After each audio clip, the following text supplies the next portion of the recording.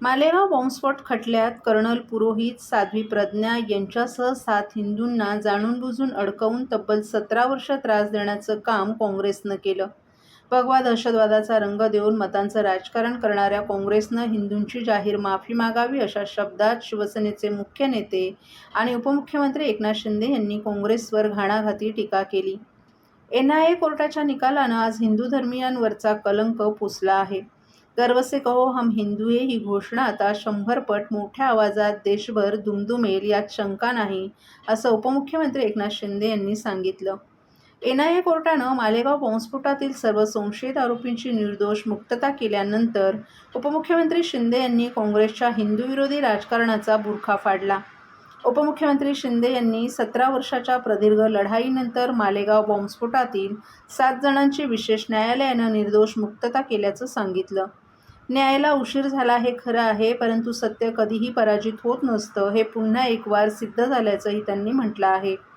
मालेगावच्या बॉम्बस्फोटाप्रकरणी खोटे आरोप करून तुरुंगात डांबण्यात आलेल्या देशभक्तांना शिवसेनेनं पहिल्यापासूनच निसंदिग्ध पाठिंबा दिला होता, कारण आपली बाजू न्यायाची आहे याबद्दल शिवसेनेला कधीही संदेह नव्हता, असंही त्यांनी सांगितलं. कर्नल पुरोहित, साध्वी प्रज्ञा आदी 7 जणांना या आरोपामुळे प्रचंड मानसिक आणि शारीरिक छळ सहन करावा लागला. हा अन्याय हिंदू जनता कधीही विसरणार नाही. हिंदू कधीही देशविरोधी कृत्य करू शकत नाहीत, कारण देशभक्ती हे हिंदू धर्मीयांसाठी धर्मकार्यच असतं, असंही उपमुख्यमंत्री शिंदे यांनी सांगितलं. हिंदू दहशतवाद नावाचा भंपक शब्द काँग्रेसी षडयंत्रकारी नेत्यांनी व्यवस्थेत आणला. यासारख्या धादांत खोटेपणाचे त्यांच्यापाशी आता काय उत्तर आहे, अशी घणाघाती टीकाही उपमुख्यमंत्री शिंदे यांनी केली. एक काळकुट्ट पर्व आज संपलं असल्याचंही त्यांनी सांगितलं. हिंदू सहिष्णू असतो, मात्र भगवा दहशतवादाचा रंग देऊन काँग्रेसनं राजकारण केलं, अशी टीका. ठाणे महापालिकेच्या तिजोरीत खडखडाट असताना तब्बल 6 वर्षांनंतर होणाऱ्या वर्षा मॅरेथॉनचा खर्च प्रशासनाला परवडण्याचा झाला आहे. या मॅरेथॉनसाठी 1.5 कोटींचा खर्च असून पालिकेचं बजेट फक्त 30 लाखांचं आहे. त्यामुळे प्रायोजक शोधण्यासाठी अधिकाऱ्यांची धावाधाव सुरू झाली आहे. ठाणे महापालिकेच्या वतीनं आयोजित करण्यात येत असलेली ठाणे वर्षा मॅरेथॉन ही गेल्या 6 वर्षांपासून घेण्यात आली नव्हती. यंदाची मॅरेथॉन स्पर्धा 10 ऑगस्ट रोजी होणार आहे. महासभा अस्तित्वात नसल्यानं वर्षा मॅरेथॉन असं नाव ठेवण्यात आलं असून या स्पर्धेत तब्बल 10,38,900 रुपयांची पारितोषिकं, चषक आणि पदकं जाहीर करण्यात आली आहेत. यामध्ये देशविदेशातील तसंच विविध राज्यातील मॅरेथॉनपटूंसह ठाणेकर धावणार आहेत. यंदाची 31वी वर्षा मॅरेथॉन ही 6 वर्षाच्या खंडानंतर प्रतिष्ठतेची करण्यात आली आहे. दरम्यान आगामी महापालिका निवडणुका डोळ्यांसमोर ठेवून ही स्पर्धा झालीच पाहिजे असा घाट एका राजकीय नेत्यानं घातला असल्याची चर्चा राजकीय वर्तुळात रंगली आहे. दरम्यान लाखोंच्या बक्षिसासाठी मात्र वरिष्ठ अधिकाऱ्यांना जुंपलं असल्याचं समोर आले. गेल्या काही वर्षांपासून ठाणे महापालिकेची आर्थिक परिस्थिती बेताची असल्यानं कोणत्याही गोष्टींवर खर्च करताना पालिका प्रशासनाला हात आखडता घ्यावा लागतोय. मॅरेथॉन स्पर्धेसाठी 30 लाखांची तरतूद करण्यात आली आहे. मात्र हे 30 लाख बक्षिसापोटीच खर्च होण्याची शक्यता आहे, तर इतर सर्व खर्च मिळून 1.25 कोटींपर्यंत खर्च जाण्याची शक्यता आहे. स्पर्धेसाठी होणारा सर्व खर्च प्रायोजकांच्या माध्यमातून गोळा करण्यासाठी पत्रव्यवहार देखील करण्यात आला आहे. ही स्पर्धा यशस्वी करण्यासाठी सर्वस्वी प्रायोजकांवरच अवलंबून राहावं लागणार आहे. शहरी नक्षलवादाच्या नावाखाली राज्य सरकारनं जनसुरक्षा कायदा बहुमताच्या जोरावर संमत केलाय. या कायद्यामधील तरतुदी लोकशाही प्रणालीच्या विरुद्ध असल्यामुळे सर्वसामान्य नागरिकांच्या स्वातंत्र्याची आणि नागरी हक्कांची पायमल्ली होणार आहे. याच्या निषेधार्थ महाराष्ट्र प्रदेश काँग्रेस कमिटीच्या आदेशानुसार ठाणे काँग्रेसच्या वतीनं जिल्हाधिकारी कार्यालयासमोर काळ्या फिती लावून निदर्शनं करत राज्य सरकार विरोधात जोरदार घोषणाबाजी करण्यात आली. यावेळी हा कायदा मागे घेण्याच्या मागणीचं निवेदनही जिल्हाधिकाऱ्यांना देण्यात आले. विधिमंडळात चर्चा टाळून फक्त बहुमताच्या बळावर सरकारनं हा कायदा मंजूर केलाय. या कायद्यानुसार सरकारला कोणतेही सामाजिक आंदोलन देशविरोधी ठरवून कार्यकर्त्यांना तुरुंगात टाकण्याचे अधिकार मिळतात. सामाजिक आंदोलनाचा गळा घोटण्यासाठी सरकार या कायद्याचा वापर करणार असल्याची शक्यता ठाणे काँग्रेसचे अध्यक्ष विक्रांत चव्हाण यांनी व्यक्त केली आहे. जनतेचा अभिव्यक्ती स्वातंत्र्यावर गदा आणणारा, सामाजिक आंदोलनांचा गळा घोटणारा हा कायदा असून सरकारचा डाव आम्ही कधीही यशस्वी होऊ देणार नसल्याचं त्यांनी सांगितलं. यावेळी ठाणे काँग्रेसचे अध्यक्ष विक्रांत चव्हाण, मुख्य प्रवक्ते राहुल पिंगळे, भालचंद्र महाडिक, महेंद्र म्हात्रे, हिंदूराव गळवे, निशिकांत कोळी आणि पदाधिकारी आणि कार्यकर्ते मोठ्या संख्येने उपस्थित होते.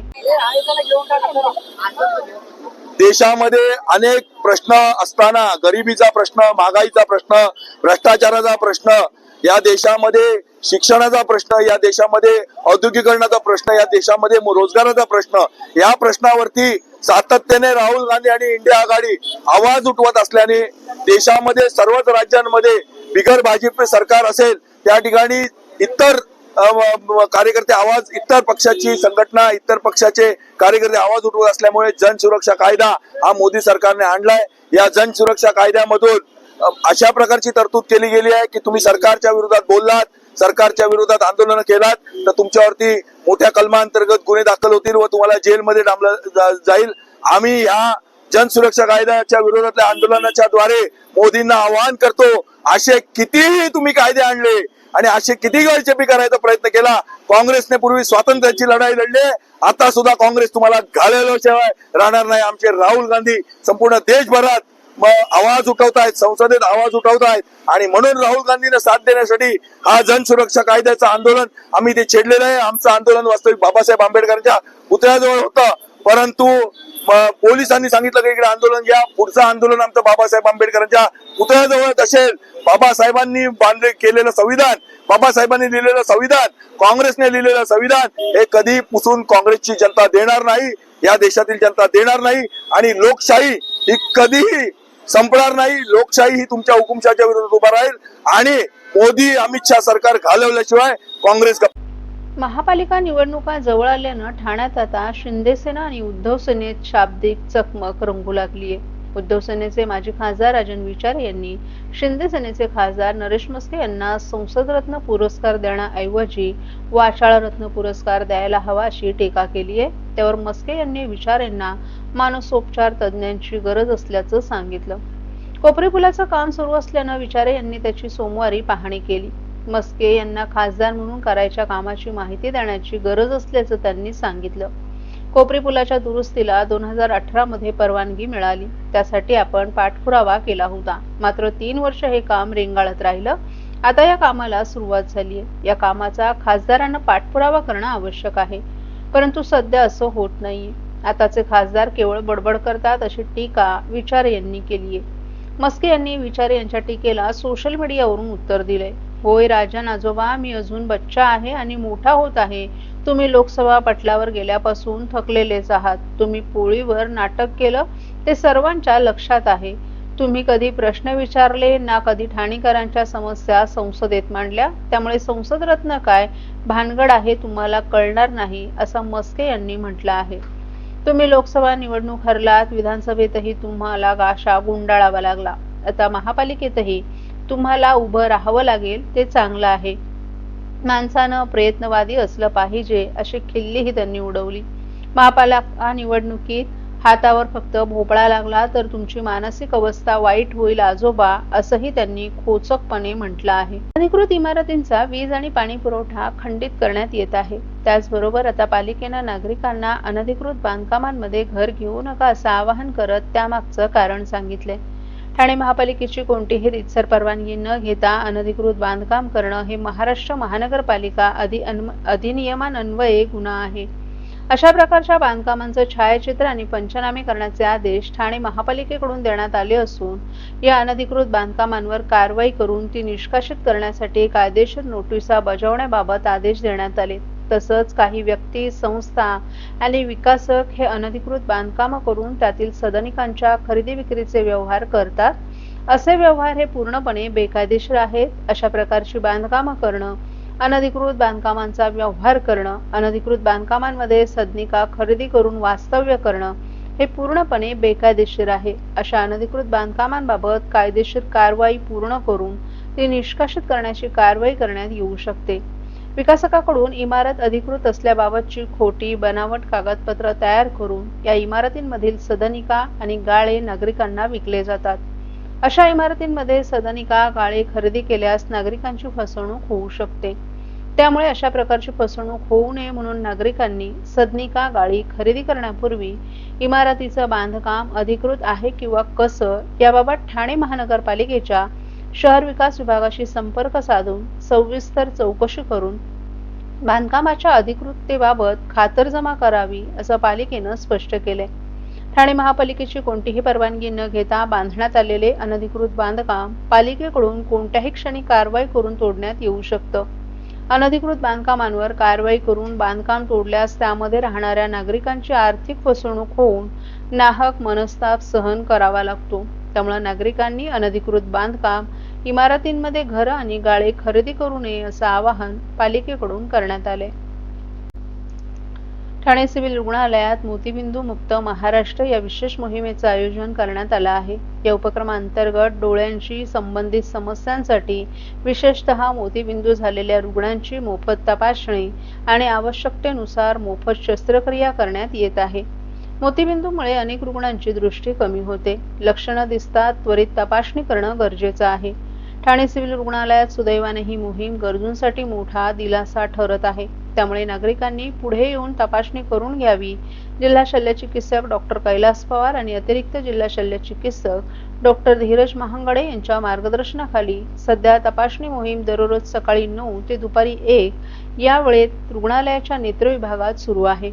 तपासणीसाठी येणाऱ्या नागरिकांनी स्वतःची ओळखपत्र आणि पूर्वीचे वैद्यकीय अहवाल सोबत आणावेत अशी माहिती नेत्रतज्ञ डॉक्टर शुभांगी अंबाडेकर यांनी दिली आहे.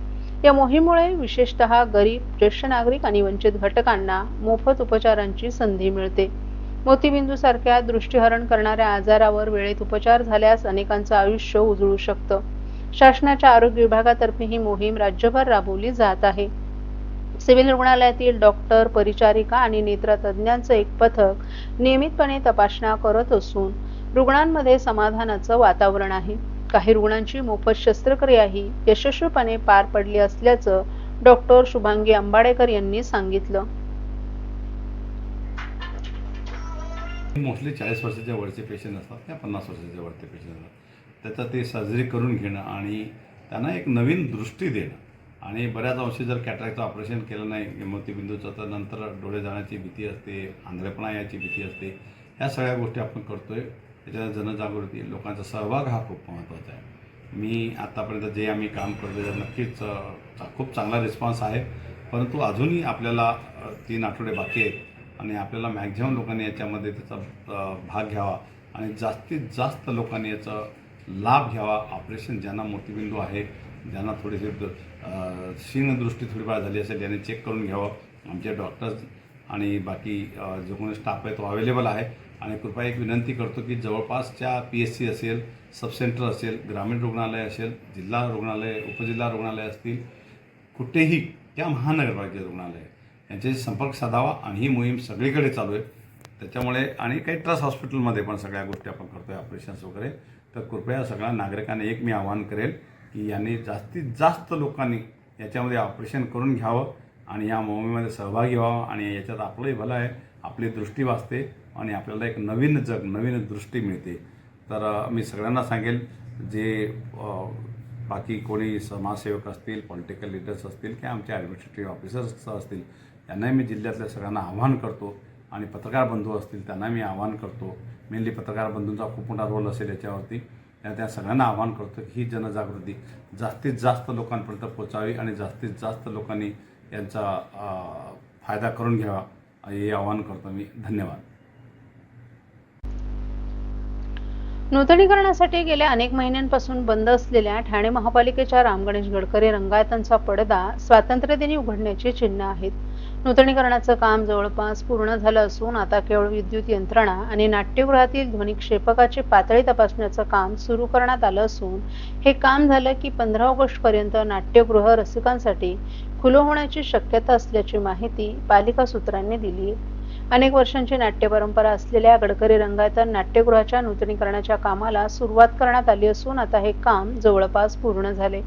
काही महिन्यांपूर्वी शिवसेनेचे खासदार नरेश म्हस्के यांनी पालिका अधिकाऱ्यांसमवेत प्रत्यक्ष नाट्यगृहाच्या ठिकाणी जाऊन नूतनीकरणाच्या कामाची पाहणी केली होती. यावेळी नाट्य दिग्दर्शक विजू माने, नाट्य निर्माते प्रसाद कांबळी आणि अन्य कलाकारही उपस्थित होते. खासदार मस्के यांनी जवळपास 2 तास कामांची पाहणी करून पालिका अधिकाऱ्यांकडून कामांची माहिती घेतली, तर काम वेळेत पूर्ण करण्याच्या सूचना देखील पालिका अधिकाऱ्यांना दिल्या होत्या.